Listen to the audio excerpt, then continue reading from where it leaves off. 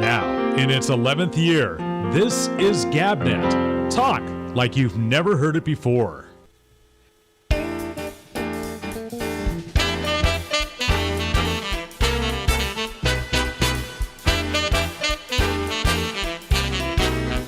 Hey,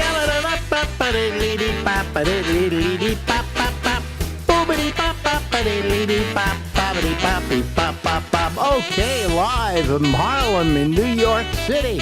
It's me, I'm Alex, and this is the Ramble. Ladies and gentlemen, there she is. Happy Thanksgiving to Lori Thompson. Yes, and happy to you as well, because we always loved Thanksgiving. I know you did. It's my favorite holiday, actually. Yeah, it's non-sectarian. Yep. Everybody celebrate. Yep. Yeah. I love it too. Because when we had the live studio audience, people would come in because they had the day off. Yeah. And they would bring, one guy brought a whole turkey one time, like a big, the big flex roasting pan and all the fixings. It was pretty great. Yeah. Well, I used to invite people over to my place for Thanksgiving, and I made the turkey. And I made a good... I know that. That's so cool that you actually can roast a turkey and you don't like put it in there late and it's Turkeys are very easy to make. Mm-hmm. I can't remember what the temperature is now. I could go look it up and I'd be fine. But you just take the turkey, you put them in a pan, you grease them up, put some spices on top of the turkey, just sprinkle them on the turkey. Yeah. You don't use stuffing, by the way. You don't. No, you don't stuff the turkey. No, you make it on the side? Or what do you because when you stuff the turkey, you cause bacteria to form. Okay. And when it's sitting like overnight or whatever, they have a time to, fester. So okay. don't, and plus it takes longer if it's stuffed. Yeah. So you can make the stuffing on the side, no big deal. That's easy too. It's the instructions are on the package. It's breadcrumbs and grease, two of my favorites. Yeah. So anyway, but you just put that in, you put the turkey in there, and you just keep basting it. And what I did is I used to baste it with Burgundy wine. Oh, yeah. So I got a nice, really red-brown turkey, really look good. Yeah. And then you had all this stuff for gravy that you made into gravy that had red wine in it. Woohoo! Already at your house. Yeah, so I mean, it was very, very good turkey, and it takes nothing to do, folks. Any idiot, you put it in a pan, you throw it in the oven, and you come back like 3 hours, 4 hours later, and you got a turkey. Yeah, see, and I have never in my life roasted a turkey. It's no big deal. It's the simplest dish we make. Yeah. Well, I've always had friends that were expert at turkey. Mm-hmm. And you say it's simple. Yeah, it's very simple. And just take my hint. Use some Burgundy wine in the bottom. Yeah. And then every now and then maybe replenish it and just take one of those bulb things and just baste your turkey about every I did it about every 15 minutes. Half the fun is basting the turkey. Yeah, that is kind of fun. You got that thing. Yeah. You didn't borrow it from a lesbian, did you? No. You don't know what's been in that. Oh, really? Oh, yeah, they use those. Yeah, they used to inseminate people with those things. Yeah. But it's so simple that a guy should probably in the house make it. The woman shouldn't have to. Woman should be in charge of stuffing and pie, pumpkin pie, and things like that, right? Or we make pecan pie, and my husband is in charge of the turkey and the pie, as a matter of fact. Does he make the pie? He does. Wow. I in all my life, I've liked cooking and I've liked doing stuff. You do. But I never got to the baking pie side of the whole thing. Oh, he makes unbelievable pies, and you can make them in the Instapot. There's a Instapot cookbook that's really good and tells you how to do everything. You can make yogurt, homemade yogurt. You can make pies. You can make cheesecakes. It's pretty great. Wow. Yeah. That's very good. Mm-hmm. You can expand your whole culinary horizon, Ben. Wow. Wow. Well, you know. And so, are you doing that tomorrow? Yeah, well, we're past that. Oh. Marjorie has gotten to the point where she just doesn't want to cook anymore. Uh-huh. She doesn't want to hold parties anymore. You know, she doesn't. She said if somebody else did all the cleanup and everything, and I said, well, you know, we got enough money now, we can afford to bring somebody in to like do that. Oh yeah, yeah, most definitely. But what we did is last year we went to the Union whatever cafe, which is on. I'm trying to remember who owns it now. If my wife were here, she'd tell me who owns it. But yeah, is she a foodie kind of? Yeah. A little bit. But yeah. this is a very good restaurant, and last year we went to do their Thanksgiving Day menu, and it was, need I say, terrific. Just you know, we spent about I don't know, we spent about $250 a piece, you know, because we're a couple. Yeah. We got this meal, which after it was over with, I had absolutely no buyer's remorse. You know? Good. That's, you know, that's... I mean, it was worth every penny. So we're going back there again this year. Yeah, they probably have your table waiting. Yeah.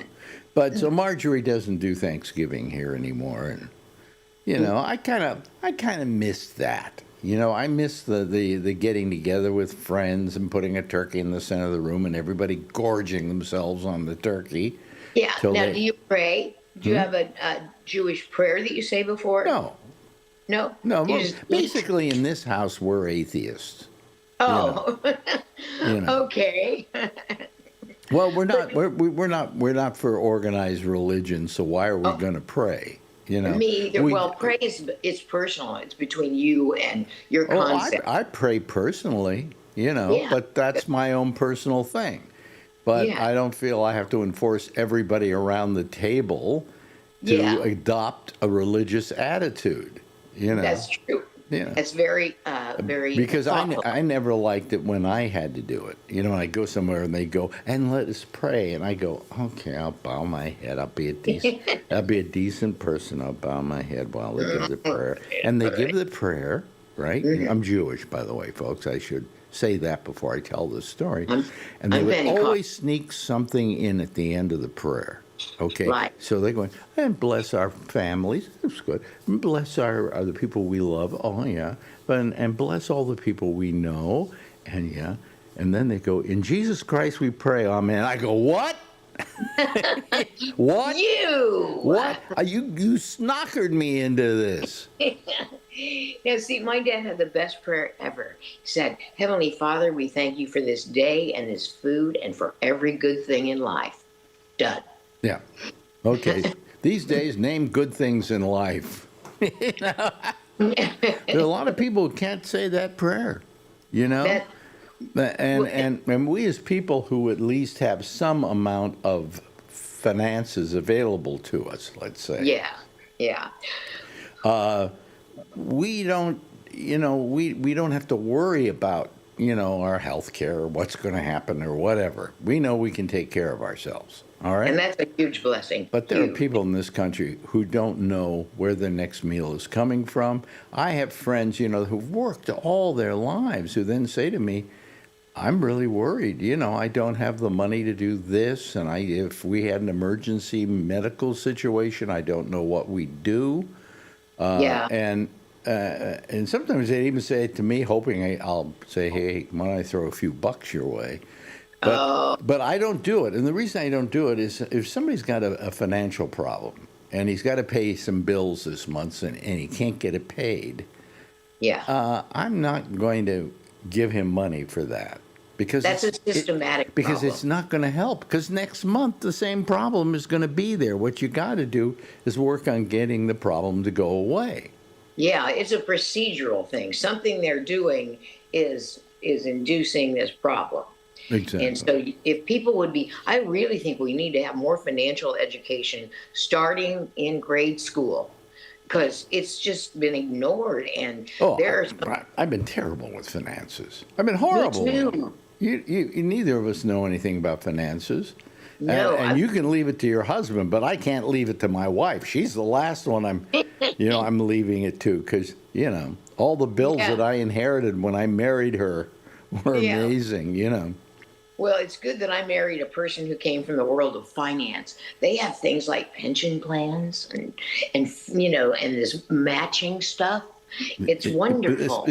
Obviously, you don't understand any of it when you call it matching stuff.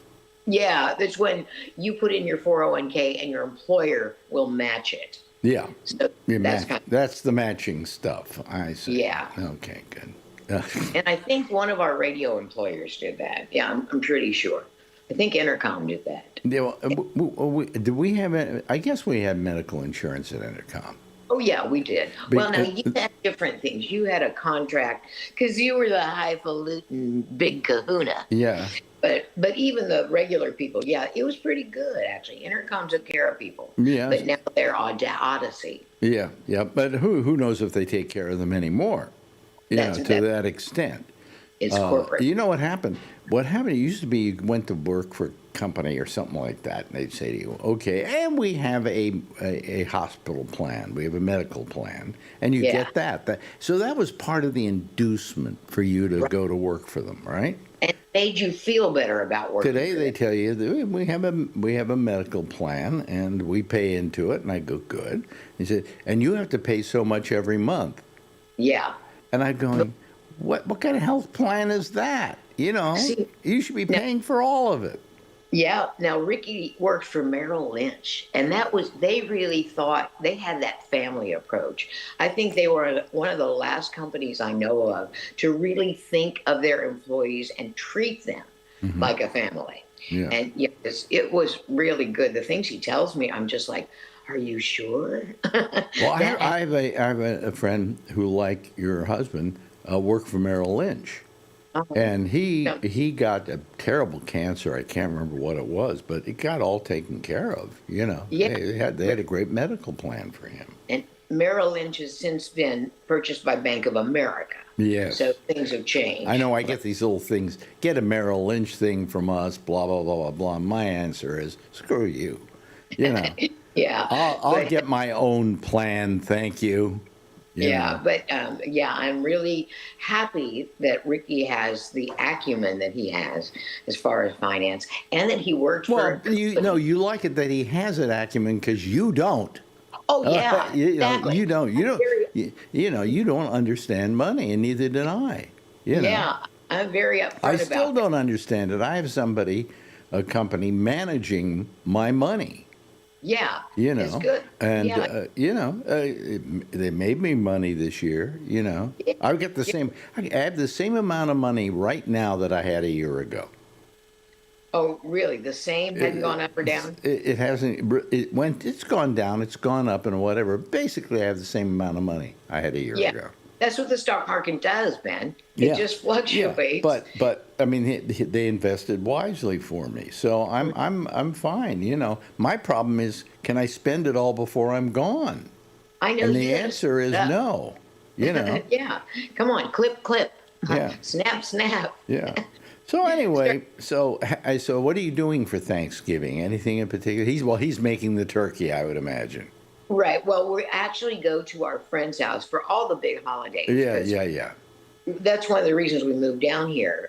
His childhood friend was here with his family, and they've become like our family, kind of. Yeah. So we're going over there, and it is neat or it's cool sitting out on Thanksgiving Day, and it's 75 degrees. Let me ask you something which is very obvious here. What the hell happened to your finger?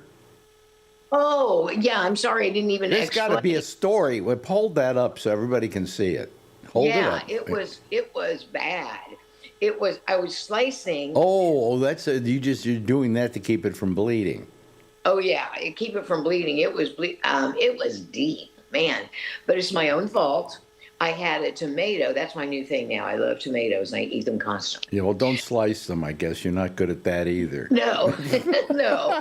Finances and tomatoes. Don't rely on me. Yeah. But instead of getting a cutting board like a sane, normal person would do, I'll hold it in my hand and use these knives we just had sharpened at Ace Hardware. And sure enough, and it was deep. And it was just like one of those where it just kind of, your whole hand just numbs. Yeah. So I had to go get a tetanus shot. And so I'm clear on Boy, that. you just can't work in the kitchen without having to get a tetanus shot, and Right. Or They always give you tetanus shots, but chances are you're not going to get tetanus.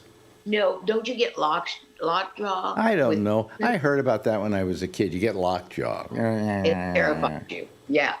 Yeah. So you go like this a lot. Do you know anybody who's had lockjaw? Nobody. Nobody. I don't know anybody. I think lockjaw is a myth invented by our parents, so we won't play with knives and things Yes, like I that. think you are correct.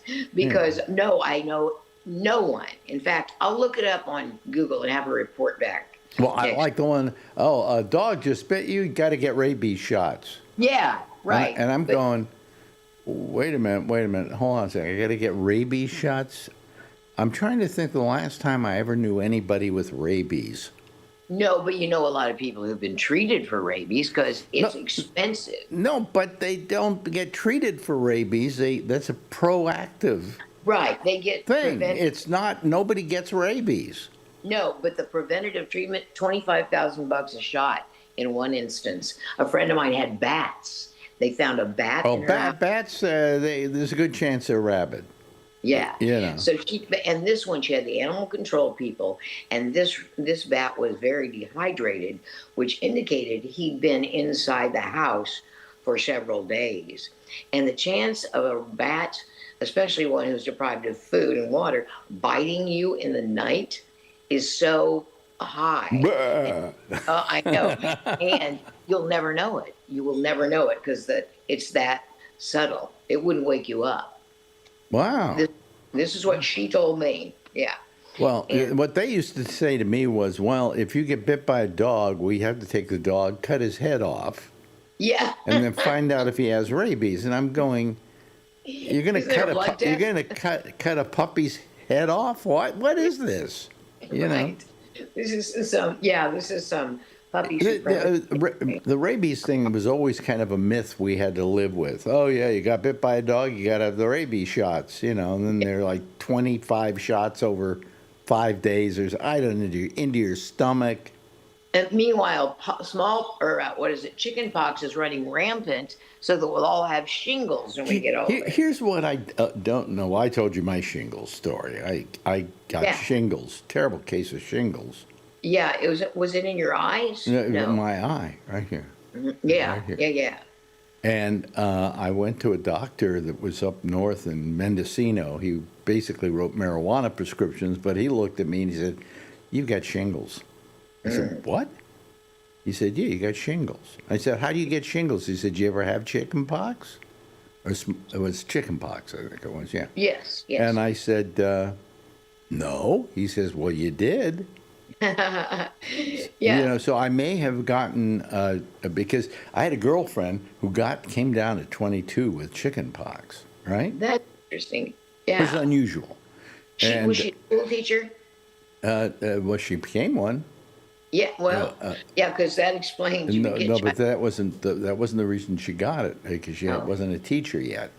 So she got it, and I got it. So she said to me, "Well, you're going to get it too, because we sleep with each other, and we're And I went, okay, well, and I kept waiting to get the chicken pox. Never came. Never happened. And the reason was that I was immune to the chicken pox. Why? Because I probably had it when I was a kid, but it was so light I didn't know it, but it was enough to give me an immunity. Yeah, well, that's good, except that it also led to the shingles. It led to the shingles. And then he looked at me and he went, "Well, here, go to the pharmacy, get these pills and start taking them." He said, "If you waited another day, you might have gone blind." But that's scary. Very dangerous around the eye. Yeah, it leaves you with chills when someone tells you that. Yeah. Glad you got in today. Yeah. So was the other half of your body affected? Because it only affects half. Yeah, it was just this eye, I believe. Yeah. It was this eye. Yeah. And Yeah. nothing else, and it wasn't a big. You almost couldn't see it.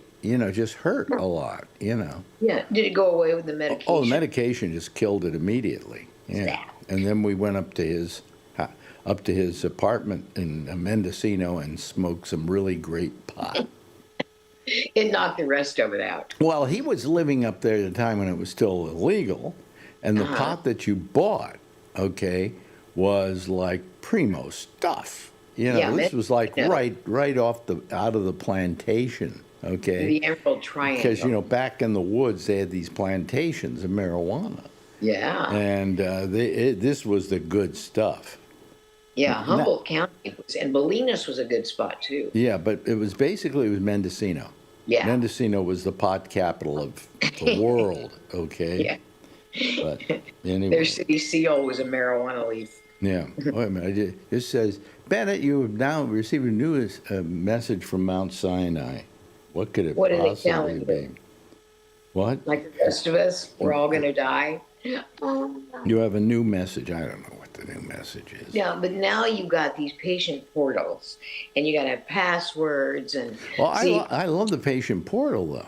You do? Oh yeah, because I can go there. I go on and I see all my blood tests. All my doctor's notes, all of that. So it's pretty good. I never get past the password because I don't remember it. But Ricky does. He has a full sheet of all the passwords. Marjorie has that too. I actually just put it into I have a thing here called it comes with your Apple called Notes, and I put it in Notes. And in my notes I have all my passwords. That's good. I have notes, but I just usually put random. Well, you just put at the very top what the thing is, like Microsoft or Mount Sinai or whatever, and then put in all your stuff, and then it comes out, and you can just search for it, or it'll be on the side. I just use it for dick jokes. I want to remember. Oh, really? Oh, okay. Yeah. Well, highest and best use. That's amazing. This beard's getting to look okay, isn't it? It is. It looks Kris Kringle. This isn't Kris Kringle. This is. With a point. This is called a Van Dyke, I think it's called. That's what I thought. Yeah, it just grew that way, so I just let it keep growing that way.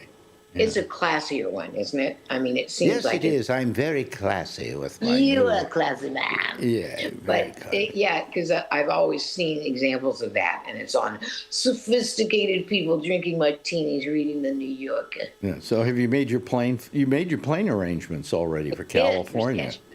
Yeah. Because you realize that the Super Bowl is 2 weeks after we're there, but the Pro Bowl is the week we'll be leaving. So I wanted to make sure that, once we were there, we could get out of that. Did Len make the arrangements for you? No, my secretary, my husband did. Oh, okay. All right. Yeah. Well, that's fine. But Len loves doing this. Len LaFrisco is the guy who's getting this whole show together. Yeah, and it's just amazing. He got me. He said, "Okay, I'll arrange plane flights for you.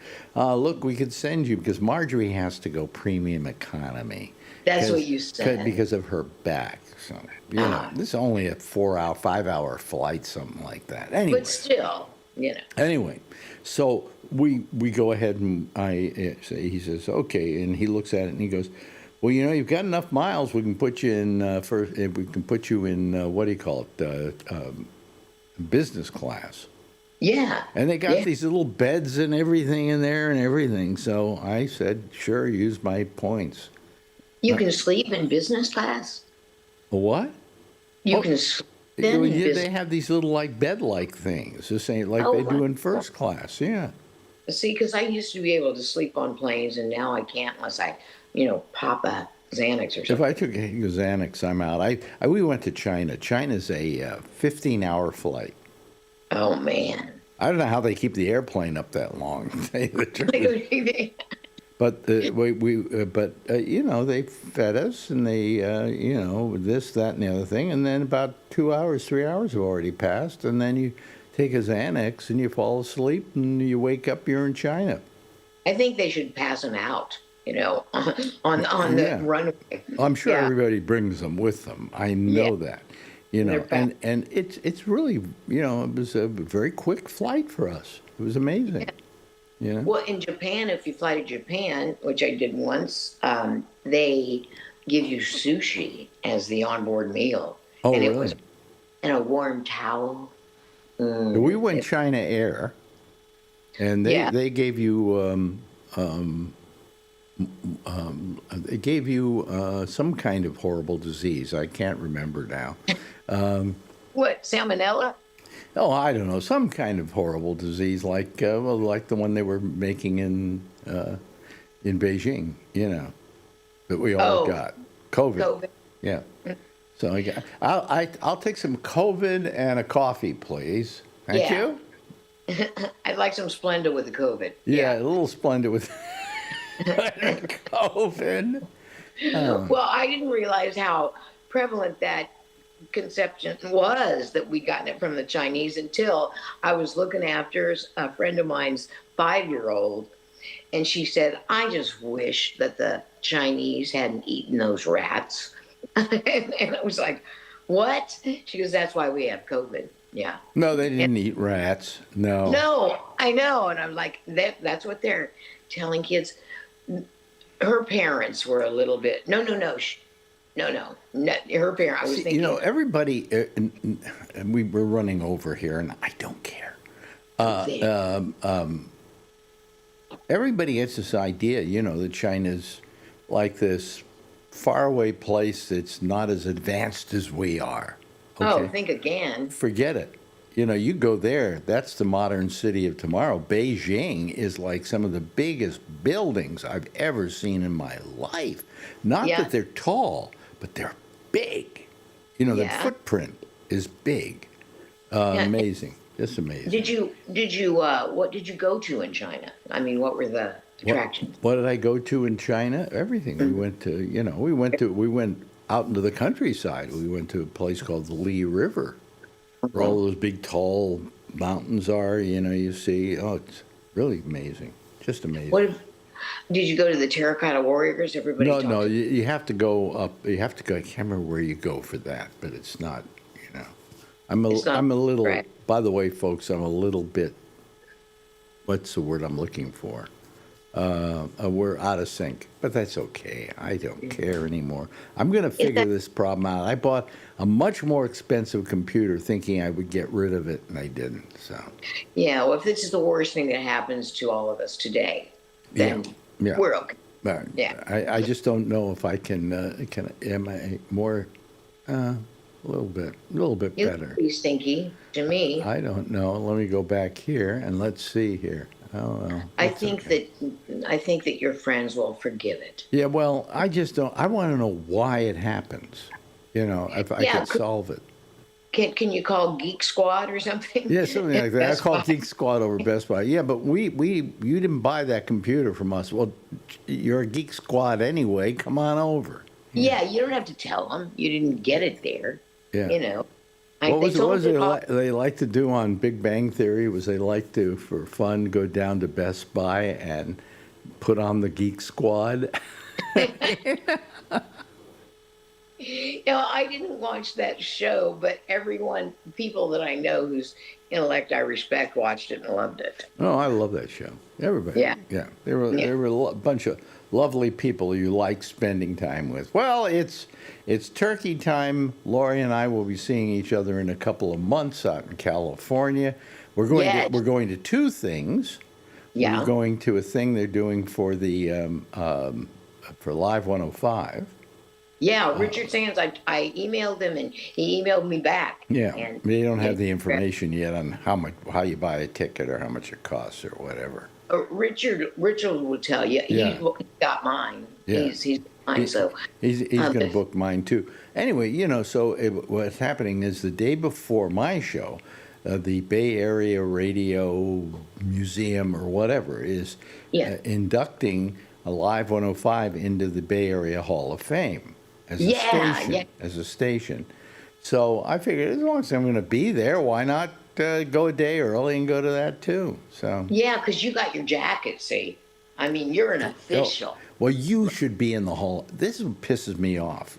Here we go. We're really going over now. You should be in the Hall of Fame. Well, I appreciate that, Ben, and that would be great because the Yeah. company would be good. Well, I mean, it's stupid that you're not. Our traffic woman got installed. What is it? In the You know. future, everyone will be a member for 15 minutes. Yeah, yeah. The Bay Area Radio Hall of I Fame. suppose somebody just got to tickle them and remind them that you did exist. You know, they've been running out of people, and they're like, Right. Bob and Sam in San Jose. Let's give them put them in the Hall of Fame or whatever. Yeah. And then I'm going, but what about Lori? Jeez almighty, What about me? That would be great, Ben. Like I say, the company's good. Yeah. That's why.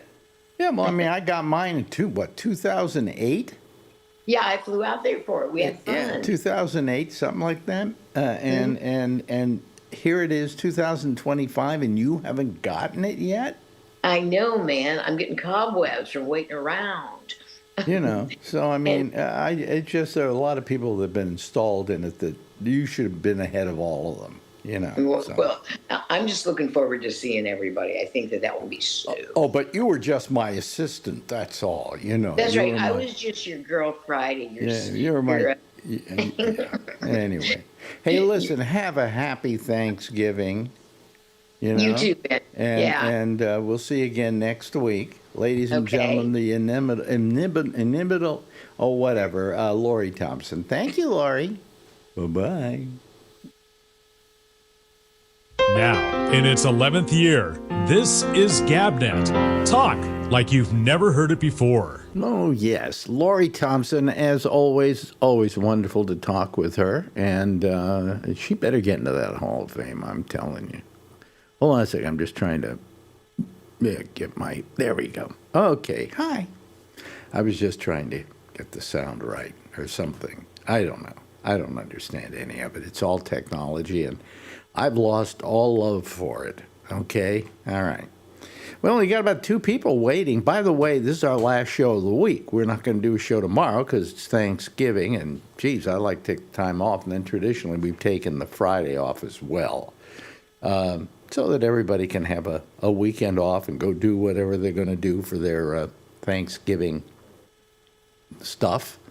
And, we would love to see all of you back here on Monday when we do the Monday show, but then on Wednesday of next week. But we won't be doing shows tomorrow or Friday, all right?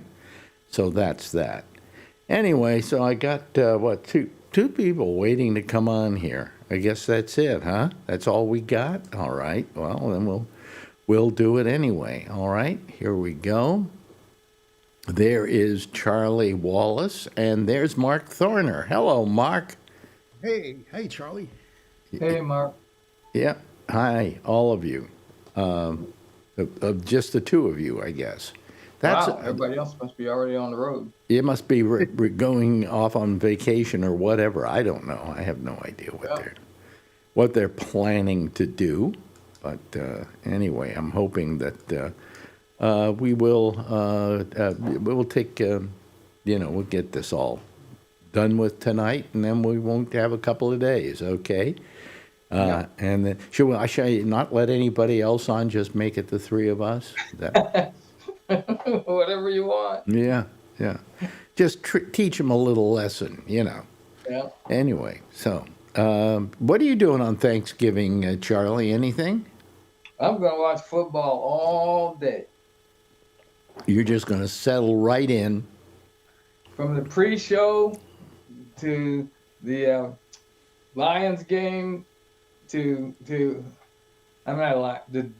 Detroit. Oh, you can't remember who's playing, huh? Big sports fan, Cowboys at 3:30, and then I think Baltimore somebody plays at 7. Voldemort?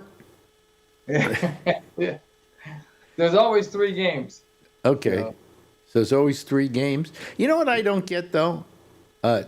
Jeff, you look like Kilroy was here. That's true. Yeah. There you go. There you go. You're fine.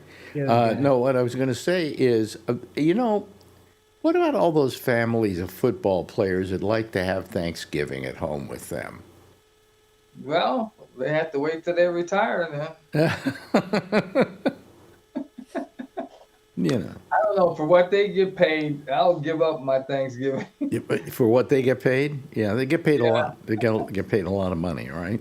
Yeah. They sometimes only get 1, 2 times. What do you mean? 2 years, and that's it. 2 years, and then you're back. You Yeah. can do Thanksgiving again. Yeah, that's fine. Yeah. Well, it's only the Lions and the Cowboys that play every Thanksgiving. So Yeah. outside of that, the other teams, a lot of them have Thanksgiving off. Yeah.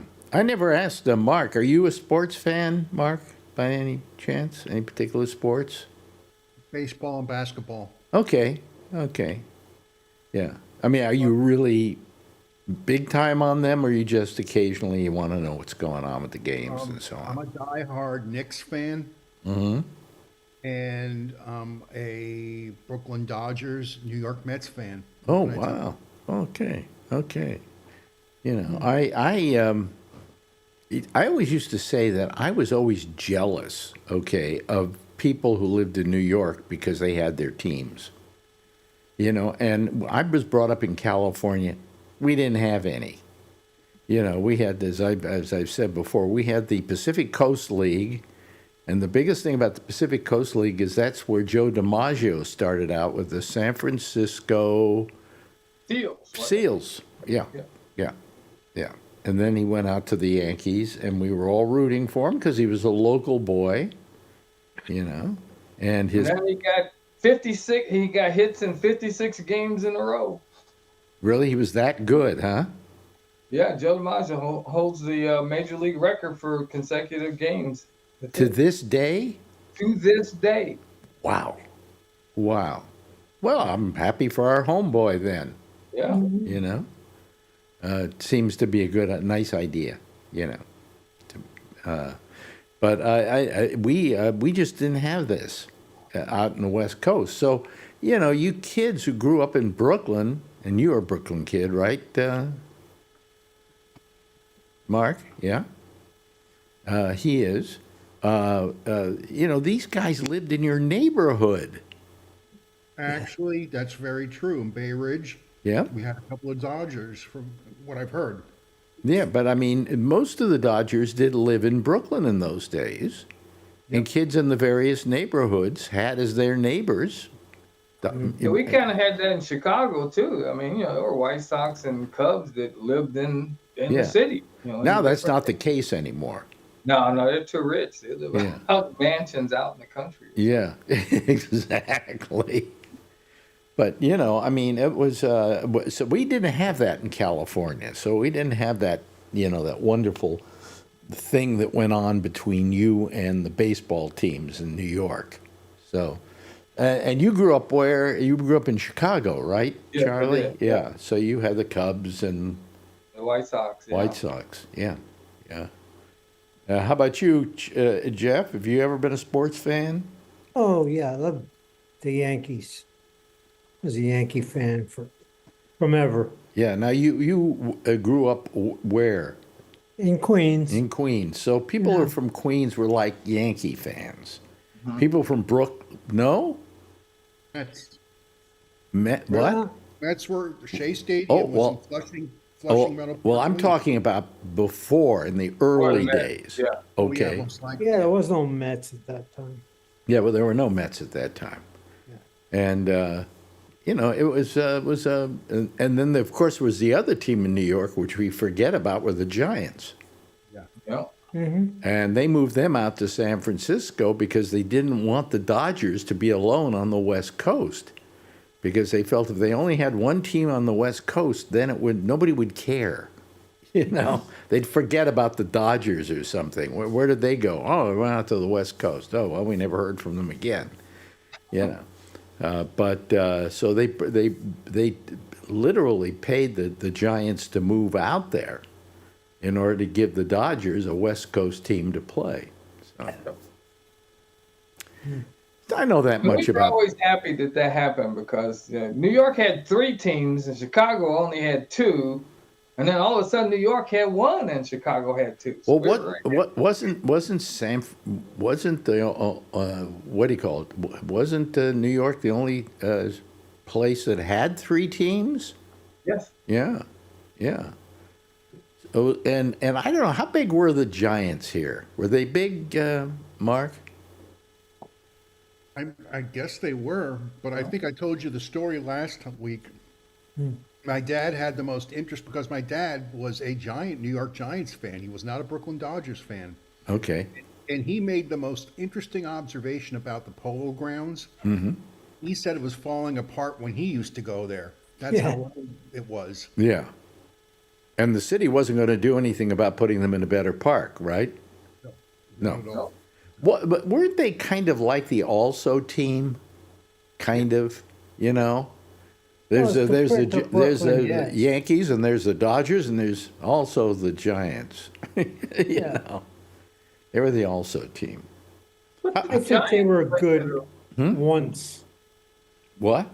I think they were pretty good one year. Didn't they go to the World Series in '51 or something? So I mean, they had some good teams. Yeah. Okay. Did they have any major players that we remember? I mean, like, you know, when you think about the Yankees, you think about Babe Ruth and you think about Lou Gehrig and things like that. But how about Willie the Mays. That catch, Willie Mays weighed 400 and some feet in center field. Over You're the right, shoulder because catch. he went to San Francisco with the Giants. Yeah. And there's a nice big statue of Willie Mays out at the ballpark there now. Yeah. So anyway, how about you? Alan? I mean, did you care about any sports in particular? No, not really. You're kind of like me. Yep. Yeah. Yeah. If the World Series or the Super Bowls here in the Bay Area, I'll watch it. But other than that, I can really care less about them. You know. You weren't a big football fan when Joe Montana was going to all those Super Bowls? Well, they had 3 Super Bowls in a period of 5 years, didn't they? Yeah. Yeah. Well, that's when I watched it. Yeah. Okay. Yeah. I mean, has your Texas team ever done that? Actually, we had 3 Super Bowls in 4 years, so we did. Really? okay. Oh well, I guess I got nothing to say then. Oh well. Okay.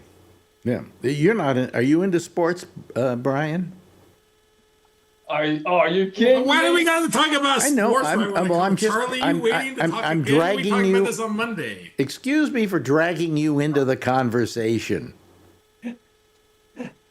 Yes. Yes, I love sports. I know you and Charlie hate each other. No, we don't hate each other. We just hate. Only 2 Sundays a year. Yeah. Only 2 Sundays a year. No, I heard you guys talking about baseball. Yeah, of course, Willie Mays, one of the best players ever. Yeah. Yep. Especially if you're a West Coast person. But no, my grandfather raised me San Francisco Giants, and hate the Dodgers. Well, I remember when the Giants came to town, and people like myself were going, "What? We finally had baseball here? What's this all about? I don't understand it." You know. And it was a little too late for me to become a big fan, but I always kind of liked the Giants because they were the San Francisco team. So, and then we had the Oakland A's. That was later on. And now It's Las Vegas. It's now Las Vegas. Yeah. Yeah. Yeah. Did somebody say they were supposed to build a ballpark, but they haven't yet? No, they have it was the old Tropicana, the corner. What do you mean, right across the hotel? Yeah, right across the street from MGM. So when I was there last year for the F1 race, my room faced out that way, and they had leveled the Tropicana, and they already had all the land was flat. So they're definitely moving along on that. So the Tropicana's gone. Gone. Okay. And all the stories that went with it. And all the wonderful stories that went with it. Yeah. So anyway, let me see here. I guess we've exhausted that discussion. Well, you're a big fan of the Cowboys, right? I am. Yeah. Yeah. Okay. Over And 15 years. you're a big fan of the 49ers? Who are you looking at? I can't. I guess I have to say who because Brian. No. No.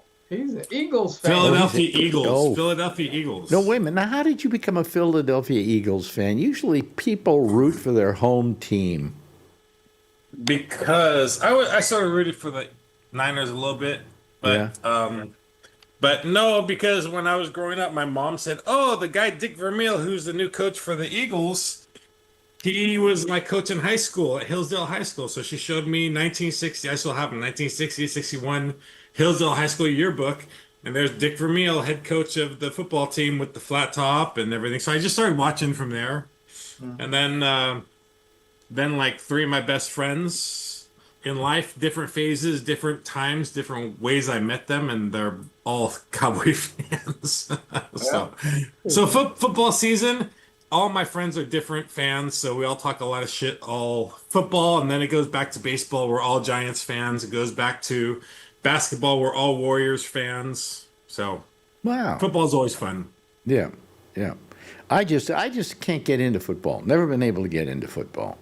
What a boring sport to watch. Well, it's brutish, you know. Everybody's bumping into everybody. Everybody's jumping on everybody. Everybody's getting brain damage, you know. Absolutely. Yes. Yeah, I mean, I would never. At I had a least they son, earn I'd their never pay. let They him get play. injured. Yeah. So I mean, it just was too loutish a game for me. That's why I never was into football. You agree with me a little bit on that, I do. Mark? Well, yeah, I think I mentioned this, that the Players Association has a big presence here in town. Yeah. And a lot of the people that are here that are retired pro ball players have some form of Parkinson's. Yeah. Gee, you know, Yeah. and it's sad, you know. They make billions, and the NFL as a corporation does nothing. And they're getting paid so much money, and it's like, yeah, there's There's nothing that no amount of money can pay for the damage that was done, you know. And they don't make, you know, they say, we're going to try and work on this and make sure that people don't get, you know, ill and so on and so forth, and brain damage and so on. But they really don't do anything about it, because to do anything about it would completely gut the game. You know. So. Why not get helmets on their head that are you know, a lot stronger to protect the brain? No helmets. Let them go out there with no helmets, and they'll be playing a lot softer than they are now. They're not going to be going head-to-head tackles like they keep doing, and they're getting fined for it, and they continue to do it. You think it's the helmets that are causing the damage more than helping it? Oh, Is that what you're saying? I think they would play a lot differently if they had no helmets on. Right. Yeah. Yeah.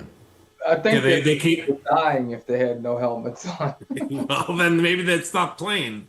Well, I would never. My half brother, he was playing basketball and really good in high school, and then I heard he was starting to go out for football, and I was like, please don't have him go out for football.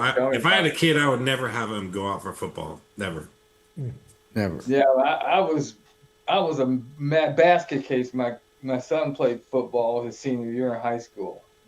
I just got every Friday. Are there brain damage problems in soccer, or because they're not wearing any helmets, as you say, or any protective gear?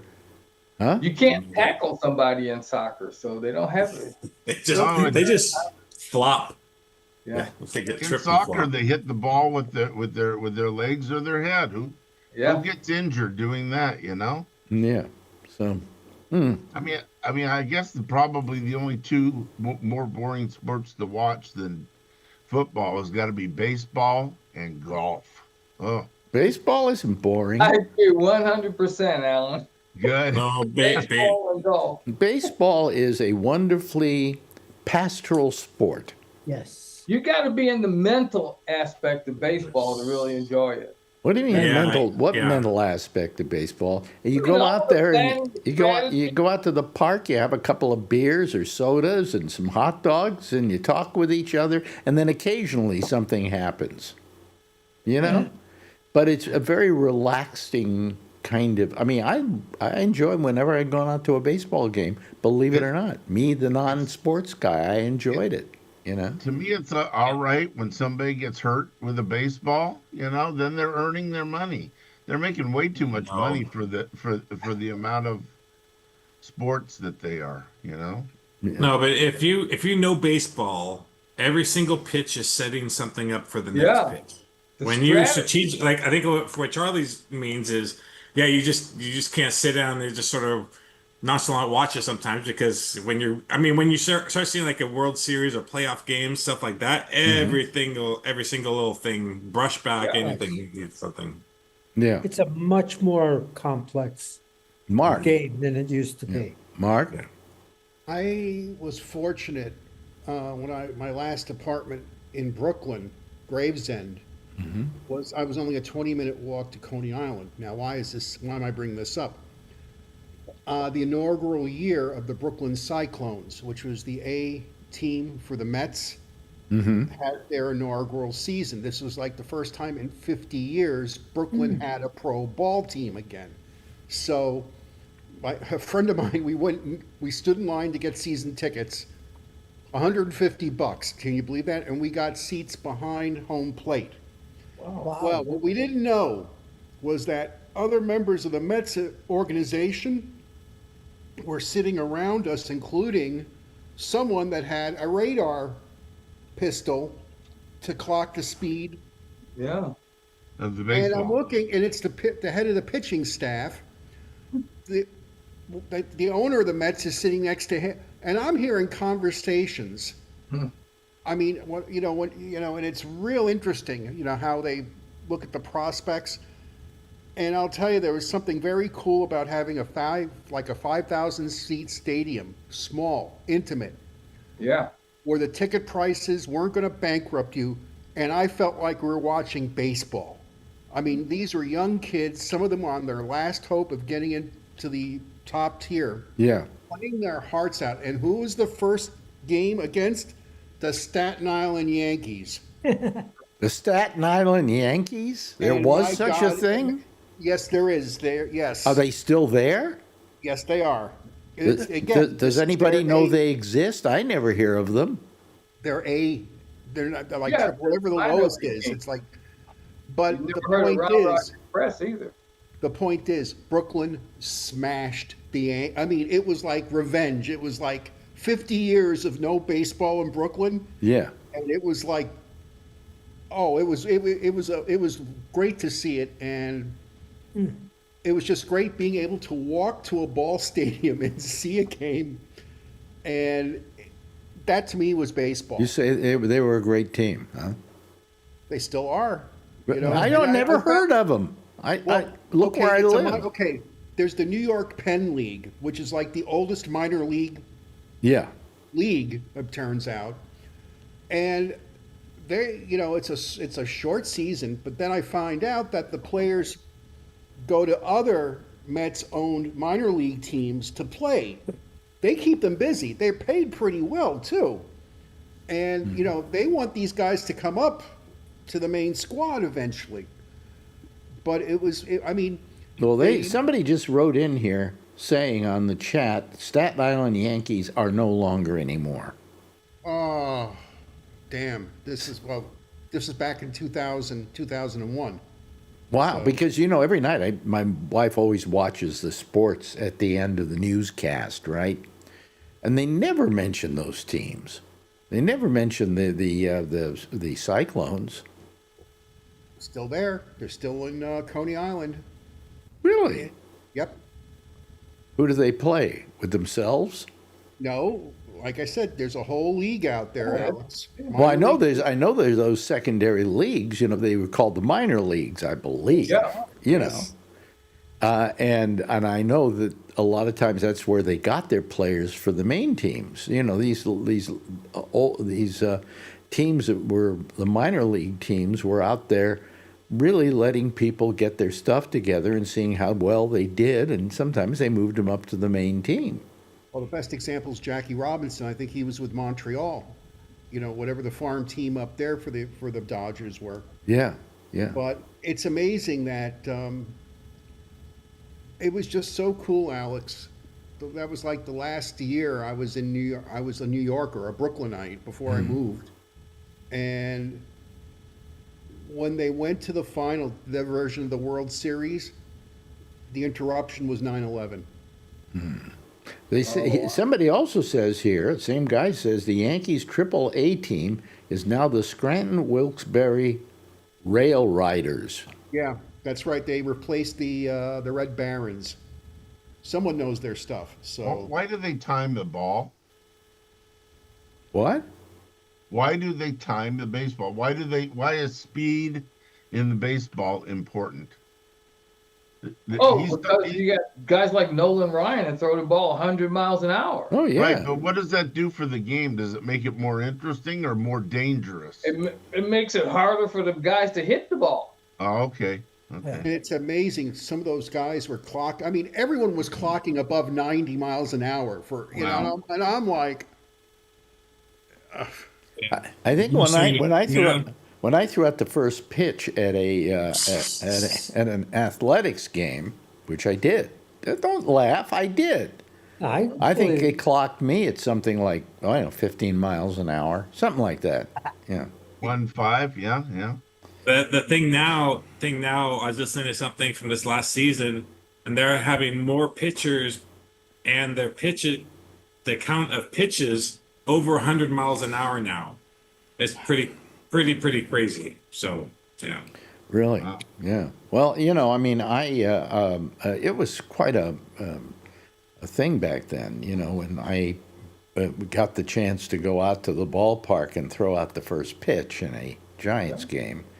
Because the one thing that I realized suddenly was how far I was away from the plate. You see it on television, it's like this, right? But oh man, it's like it could be in another town, for crying out loud. How far did the ball get away from you when you threw it? I actually got it to home plate, Oh, Yeah. and I hit the umpire in the balls. oh that's good. And then you got a sports Emmy for it. Yeah, but I mean that took quite a lot of strength out of my arm to try and even get it to home Imagine base. how it felt to his balls. All of a sudden, I realized I was probably going to make a complete asshole out of myself, A lot of people do. Yeah, but I didn't embarrass myself exactly, but it wasn't what? Did you get the ask to do that? Was that from Live 105? Who asked me to do it? No, I think I might have been Live 105, or it might have been Wally Haas, who owned the team, who I knew. And I think he may have asked me to do it. There's a video on YouTube that I've seen several times, not that I'm looking for it, but it just pops up. And it's got different people that are not the team players that come out, kind of like you, and throw the ball. And one guy throws it and hits the water boy who's out like, Look, like, you're like- you're just trying to get that thing to somewhere near home base. Well, yeah, this video is actually named how many umpires and catchers get hit in the nuts with a baseball. It tips off the bat, bounces back and gets the guy in the groin. I mean, that's a dangerous position to play for me. I'd like to be out and like. No, you're well taken care. The catcher has got he is padded. He's got all the stuff he needs. Yeah, but 100-mile-an-hour ball coming at your nuts, you're gonna feel it, even though he's padded. Even though you got a cup on. And then you got the umpire right behind him. Well, if you're lucky, it misses you and hits the umpire. Yeah. But I mean, it's amazing. It's just amazing. How far that pain thing is amazing away. too. The guy goes, "Get me some ice cubes, quick." Yeah. So anyway, that was my big day with baseball. Throws the baseball and hits the catcher in At the least balls. you made it to the plate. Yeah. Some people go out there and they don't even get halfway to home plate. Well, I can see why. It's a long way. I mean, I never. How many feet out? Let me put it this way: when I did this, I had never pitched a ball in my life. How many Okay. feet out? 50 feet? 60 feet. 60 feet, 6 inches. Yeah. How much is it from home plate to first base? 90. 90. And from first base to second base is 90. 90, yeah. And from second base to third base is 90. And the then from square. third base to home is 90. Right. And everybody has said if they just change those things by a foot, the whole game would be different. Oh, yeah. You know, that it's the most perfect game ever created because of those geometrics. It's pretty good. I know, but stop changing the game. Jeez. Yeah. Just Didn't think they- about it. I don't mind. I don't mind the stopwatch on the pitchers because that's. I don't mind that. Yeah. But they start do. I hate the intentional walks. Yeah. I hate that they can just pull 4 and the guy just walks. I like seeing 4 pitches and then the guy walks. Oh, what happens now? They can just send them to the base, first base. They don't even have to throw a pitch. So Really? they do like intentional walks like they usually do Barry Bonds, but they had to throw 4 pitches. You know, it's not that easy to from your bullet throw. Yeah, well, over, you now used gotta to. They throw it used to softly over here. sometimes when they didn't want to get a guy to hit the ball because he was really good at hitting the ball. Yeah. They would just wouldn't. They have to throw 4 balls. And then They you can throw go to 4 first balls base. and they'd fall But all, now, all in the but now wrong they don't place. do that. Now they just do the signal and he goes to first base. I don't like that. Yeah. Oh, And I don't like that. That's Extra crappy. innings, they stick a guy on second base already. What is that supposed to speed up the game? Yeah. Yeah. I don't know why the. Well, no. I guess yeah. Here's the reason why is because baseball was not. Football's a very fast, active sport. Baseball, in its original form, was very slow. No you know. time. And when television came along, you know, football wasn't a big sport before television. It was baseball because on radio, baseball could be as exciting as the announcer wanted to make it. Yeah. Okay. In fact, I worked for a guy, Gordon McClendon, who had a thing called the Liberty Radio Network, and he used to do baseball recreations. And people would rather listen to him than listen to the actual game. And he'd have a guy in the studio making a bat sound effect and all of that and crowd noises. He's just reading it off the teletype. No, he would have somebody across from the stadium in an apartment with binoculars saying what was going on to him by phone. And he was just embellishing it, and he became a big star. He was called the Old Scotchman. That's not fun. It's only fun when the guy hits the ball out of the stadium. To me, that's skill. Yeah, but what I'm saying is that you know, being able to, when television came along, baseball was too slow a sport, but football was the perfect television sport, and that's why it became very big. They usually don't play baseball in the mud and snow either, like they do football. No, they absolutely don't. But then again, they don't schedule the games during that time of the year. So, you know, you're never going to have that problem. But they could rainstorm. They'll cancel the game. Oh, you can have a rainstorm and stuff, but you're not going to get really cold, snowy weather. And baseball season used to end earlier than it does now. Oh yeah, in September. Yeah. But all of this was done to help the sponsors by speeding up the game. Yep. And so it was that, and also the other problem is that what has literally ruined sports, is betting. You know, because people have said, my friend Shecky used to say, the only reason they have the games now is because of the betting. Because people bet on them,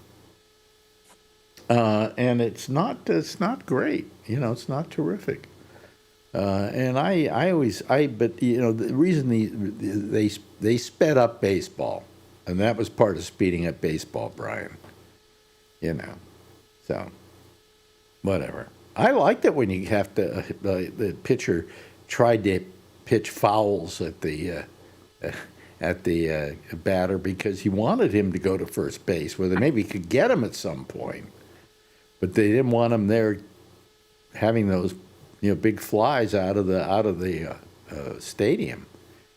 You remember in San Francisco, it still happens. I think they're still out at what park are they still out of the?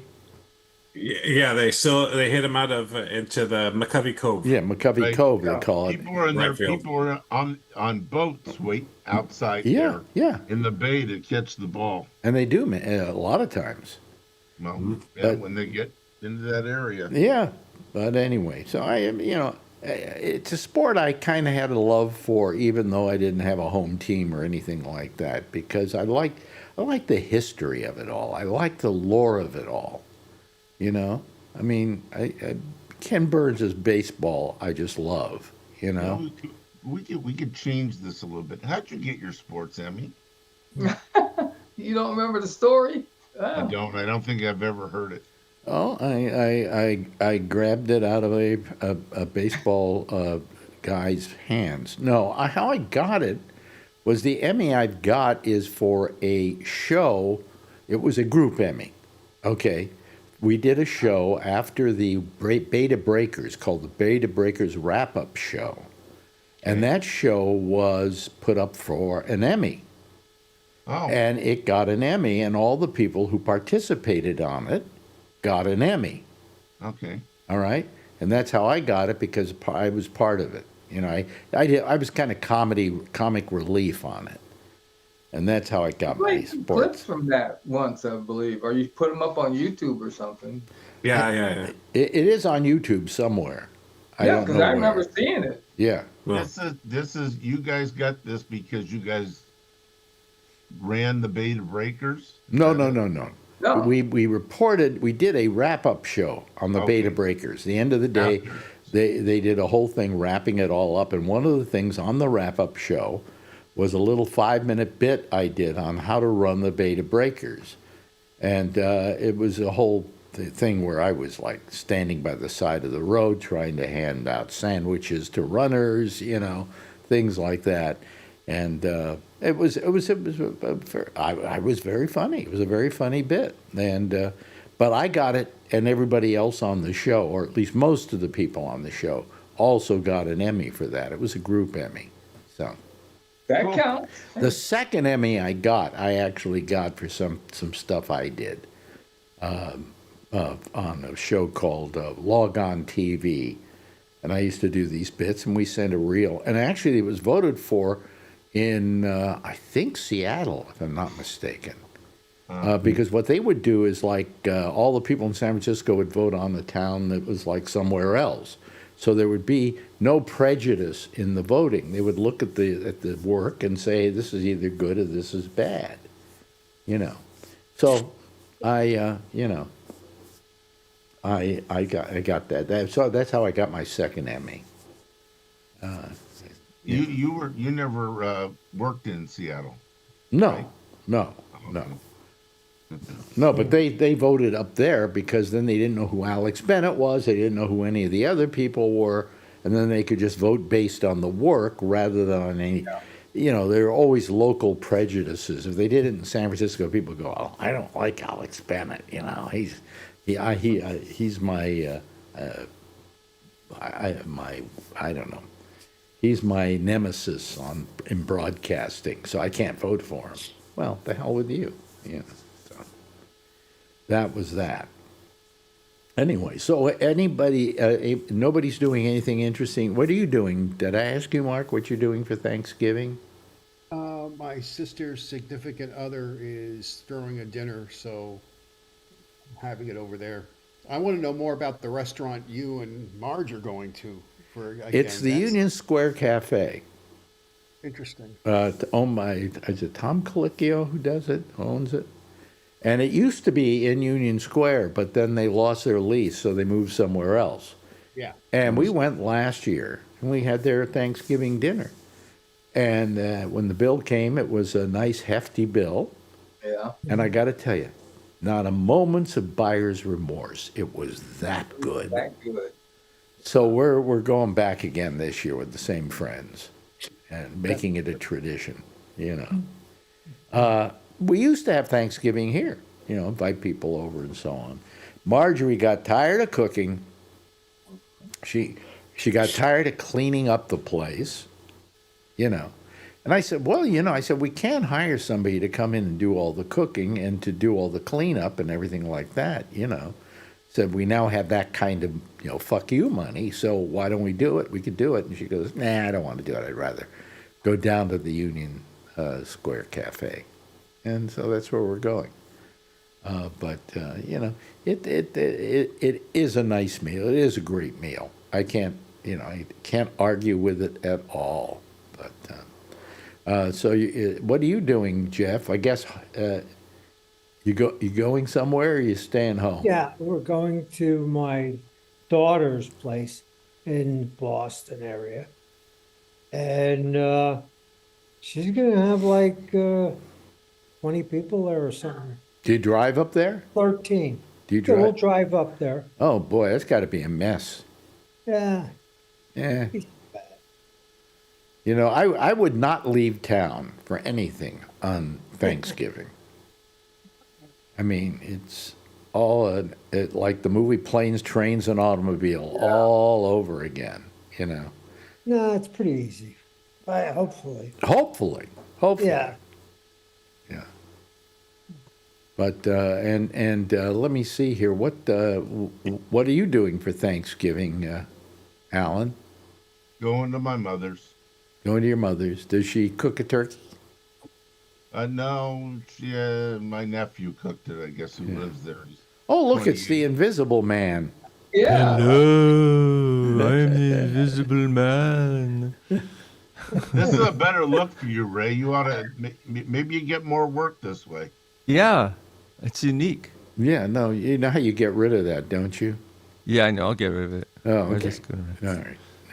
Well, one way I can get rid of it is go Well, you can pull the screen up. Yeah, yeah. Yep, But well, it's not working yet because you don't have it on green screen. I don't know. Let me go Well, why and is fix it on it. your Hey, face? whatever was behind you is wrong. It's dark in the Bay Area right now, and you had a window behind you, and it looks like daylight. There you go. Thank you. There you go. You actually look like a person. Okay. Ah, sorta. So, did I ask you, Brian? Tomorrow I am going to one of my friend's house, watch a couple football games, and then yeah. He always has turkey and stuff, so this year I'm gonna go hang out with him. Oh, okay. So, Yeah, so a bunch of guys, we're just gonna watch football and no spending yell at time the Cowboys to on lose. Thanksgiving with any girlfriend or anything.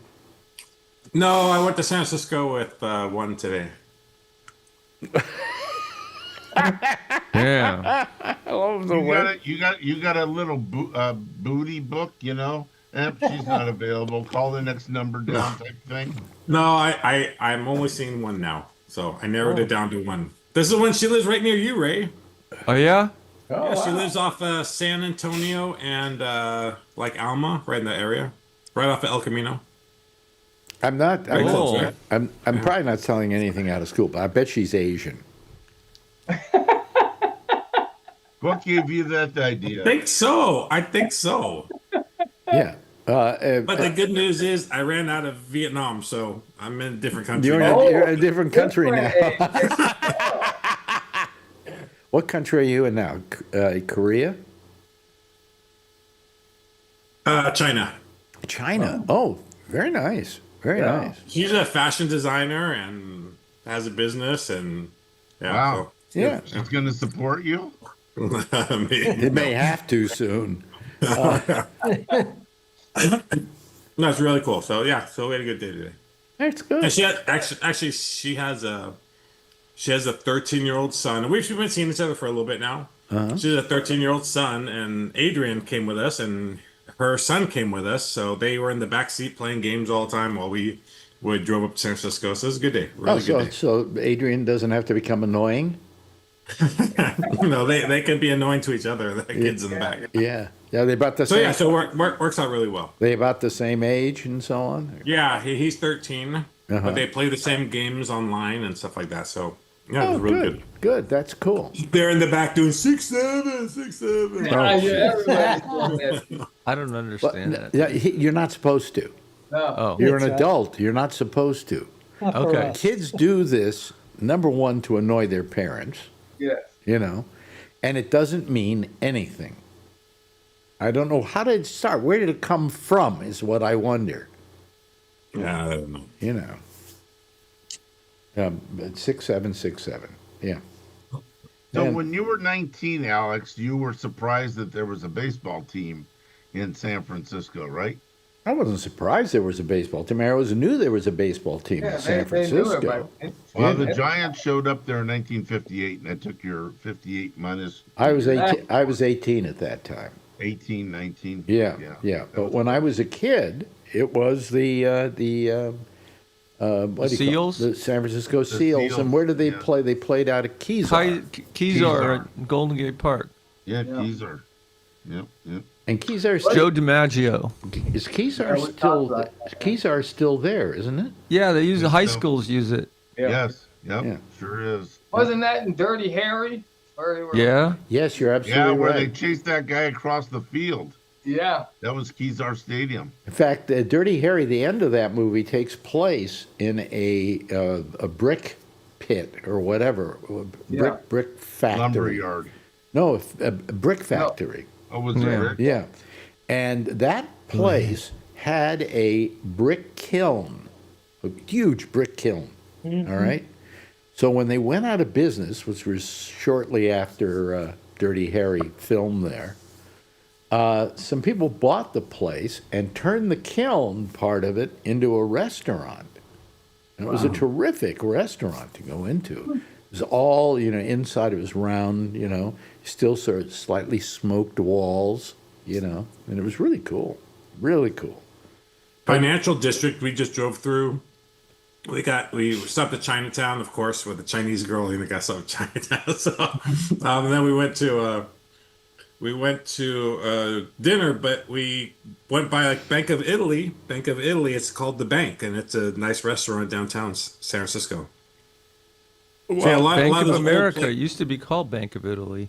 Yeah. But years But it still ago- had the Bank of Italy sign on there, and then they had the bank inside. Yes. I thought the Right. Bank of Italy became Bank of America. It did. Bank of Italy did become the Bank of America. Yeah. So the family, the Giannini Giannini. family that Yeah. started the banking or whatever, a friend of mine, he's a retired allergist. His father, his name was Alan Giannini, and so Well, do you know how how Bank of America started? I mean, the Bank of Italy started. he told me He one sold time. it's right after the earthquake. He set up a outdoor kiosk and Okay. started lending money to people. And then he decided, I want to start a bank for people who can't afford banks. Was this Okay. 1906? Huh?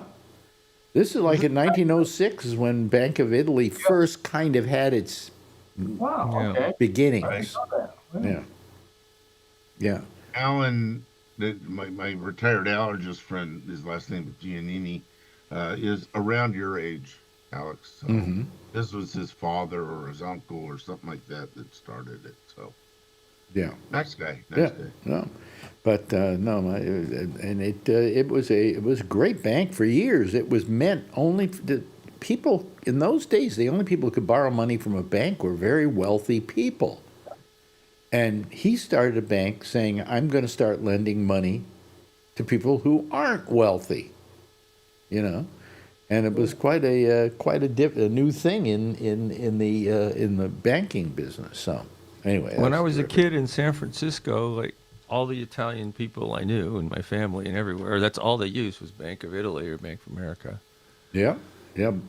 Well, we did. My father did Wells Fargo, and I love the Wells Fargo bank offices in downtown San Francisco because they actually had a stagecoach in the building. I don't know if they did that anymore, but back then they did. But So anyway, and did I ask you what you were going to do for Thanksgiving, Ray? Did I ask you?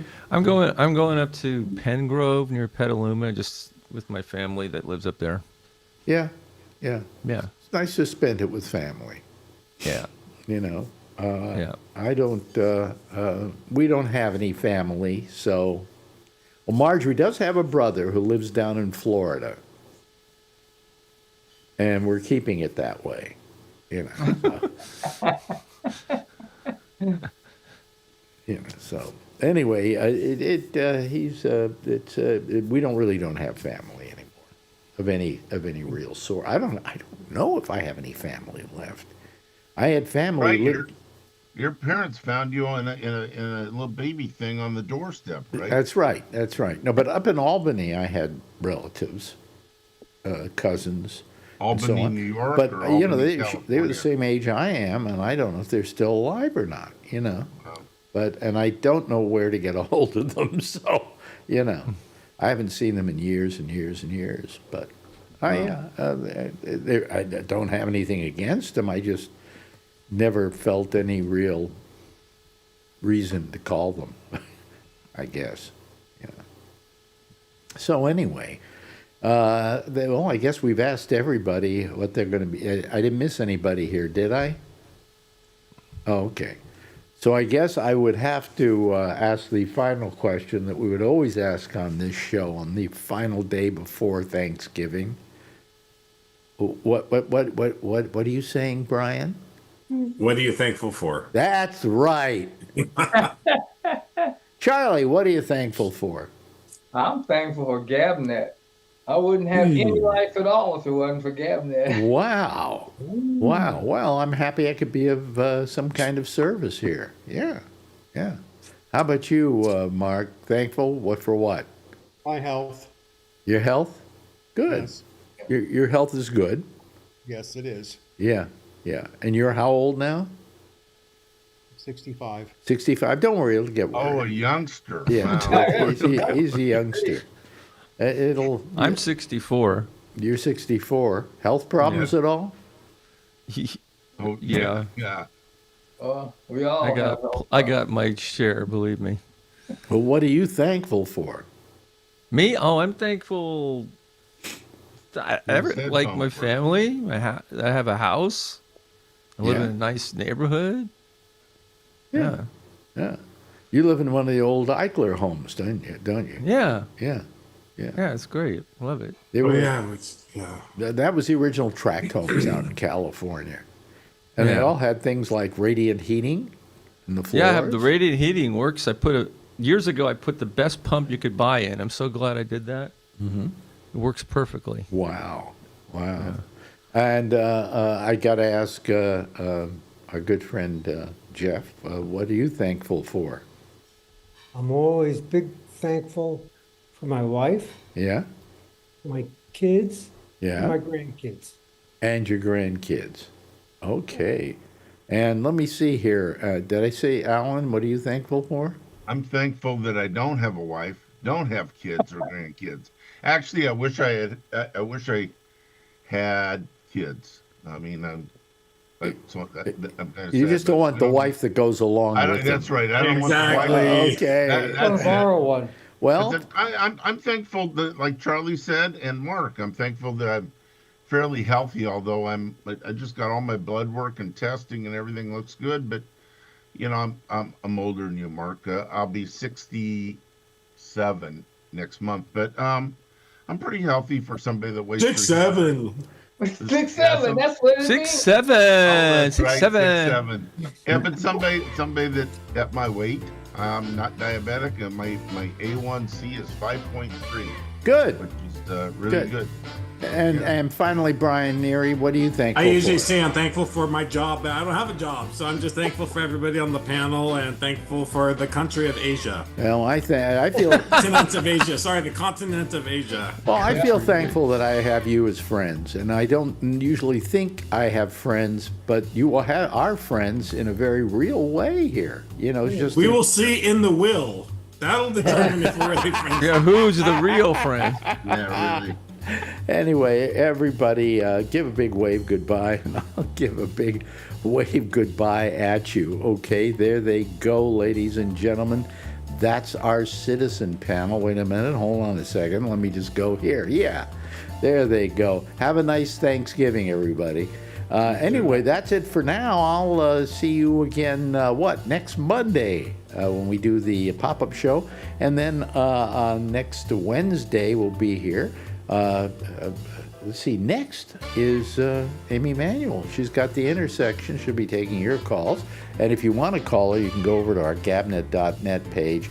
And on the third column down at the very bottom, there are a bunch of names, and hers is there. Click on it, take you to her Zoom. In the meantime, I'll see you again on Wednesday, same time, same station in life. And in the meantime, if you see her, of course, tell her I love her, okay? Bye, everybody.